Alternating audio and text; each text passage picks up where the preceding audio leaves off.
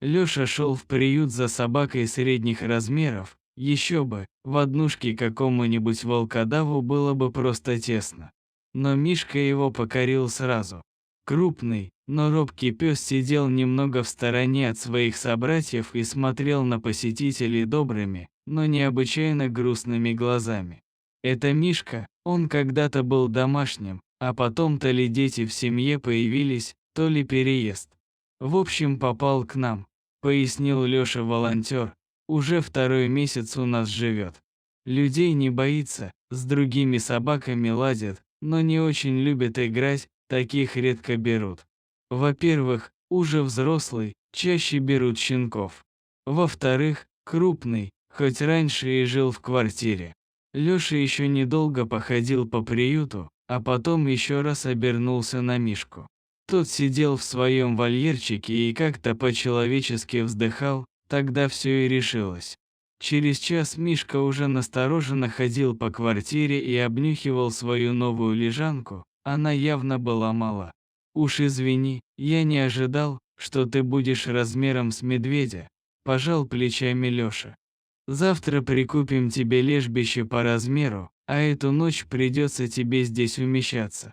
Мишка, кажется, и не был против, он уютно вернулся, почти как кот, и продремал до вечера. На вечерней прогулке вел себя по-джентльменски, будто ему вовсе не нужен поводок. Даже соседских кошек удостоил лишь презрительным взглядом, но не гавкнул. На ночь Мишка покорно пошел на свое ложе, видимо, уже успел привыкнуть. Какое-то время покряхтел для приличия, как это полагается большой собаке, и через пару минут уже оглашал комнату мерным сопением. Уснул и Лёшка. Посреди ночи парень проснулся от неприятного ощущения, что на него кто-то смотрит. Открыл глаза и увидел прямо перед собой собачью морду. Мишка не позволил себе запрыгнуть в постель к хозяину, но морду все же положил на простынь. «Ты чего, проголодался? До утра потерпи, а пока иди спать», – буркнул Лёшка и закрыл глаза. Пес в ответ лишь вздохнул, но уходить не спешил.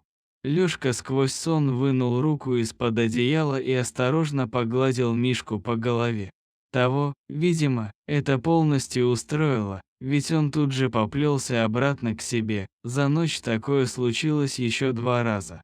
Утро началось с завтрака. Лёшка жевал яичницу, Мишка меланхолически хрустел кормом. «Тебе что, снились плохие сны? Или ты все бегал удостовериться, что со мной все в порядке? Уж не случилось ли чего во сне с твоим предыдущим хозяином? Или ты хотел убедиться, что я никуда не ушел, или в душу смотрел?» Накидывал версии Лёшка. Ответа он по понятной причине не получал.